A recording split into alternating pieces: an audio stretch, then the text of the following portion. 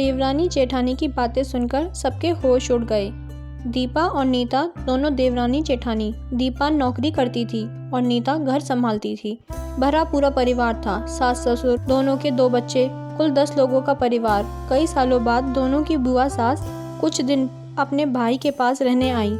सुबह उठते ही बुआ जी ने देखा दीपा जल्दी जल्दी अपने काम निपटा रही थी। नीता ने सबका नाश्ता टिफिन बनाया, जिसे दीपा ने सबको परोसा, टिफिन पैक किया और चली गई ऑफिस। नीता ने फिर दोपहर का खाना बनाया और बैठ गई थोड़ा सास और बुआ सास के पास। बुआ जी से रहा नहीं गया, बोली, छोटी बहू, तेरी जेठानी तो अच्छा हुक्म चलाती है तुझ पर। सुबह से देख रही हूँ रसोई घर में तू लगी है और वो महारानी दिखावा करने के लिए सबको नाश्ता परोस रही थी, जैसे उसी ने बनाया हो।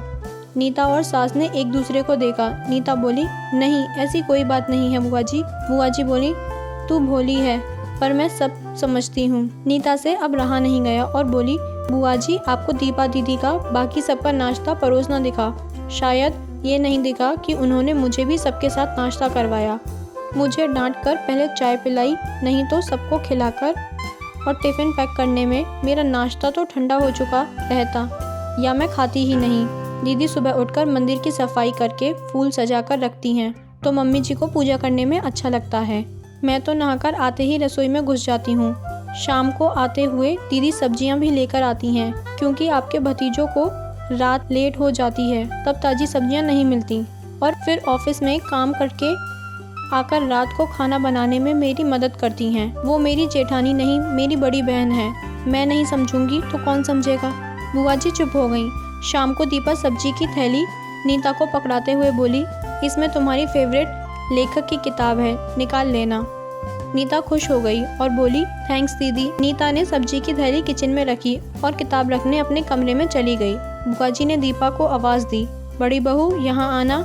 दीपा बोली, जी बुआ जी। बुआ जी बोली, तुम इतनी मेहनत करके कमाती हो और ऐसे फालतू किताबों में पैसे व्यर्थ करती हो, वो भी अपनी देवरानी के लिए। वो तो वैसे भी घर में करती ही क्या है, तुम दिन भर मेहनत करती हो और वो घर पर आराम। दीपा मुस्कुराई, बोली, आराम? नीता को तो ज़बरदस्ती आराम करवाना पड़ता है। सुबह से बेचारी लगी रहती है, किचन में सबकी अलग अलग पसंद, 4 बच्चों का टिफ़िन सब बनाती है, वो भी प्यार से। सुबह की चाय पीने का भी सुध नहीं रहता उसे। दोपहर को जब बच्चे आते हैं फिर उनका खाना, उनकी पढ़ाई सब वही देखती है। वो है, इसलिए मुझे ऑफिस में बच्चों की चिंता नहीं रहती। मैं अपना पूरा ध्यान ऑफिस में लगा पाती हूँ। कुछ दिन पहले ही प्रमोशन मिला है। मम्मी पापा की दवाई कब खत्म हुई, कब लानी है, उसे पता होता है। रिश्तेदारों के यहाँ कब फंक्शन है, क्या देना है, सब ध्यान रहता है उसे। घर संभालना कोई छोटी बात नहीं है। मेहमानों की आवभगत बिना किसी शिकायत के करती है। उसे बस पढ़ने का शौक है। फिर मैं अपनी छोटी बहन की छोटी सी इच्छा पूरी नहीं करूँगी तो कौन करेगा। बुआ जी की बोलती फिर बंद हो गई। दीपा वहाँ से उठकर चली गई। ये सारी बात सास पूजा करते हुए सुन रही थी।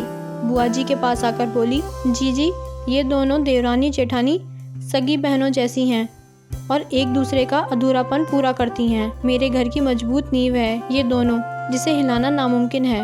ऐसी बातें तो कई लोगों ने दोनों को पढ़ानी चाहिए, पर मजाल है दोनों ने सामने वाले की बोलती बंद न की हो। और सास मुस्कुरा दी। बुआ जी की बोलती अब पूरी तरह बंद है। ये कहानी आपको कैसी लगी हमें कमेंट करके ज़रूर बताएं, और साथ ही अगर चैनल पर नए हैं तो चैनल को लाइक, शेयर और सब्सक्राइब करना ना भूलें।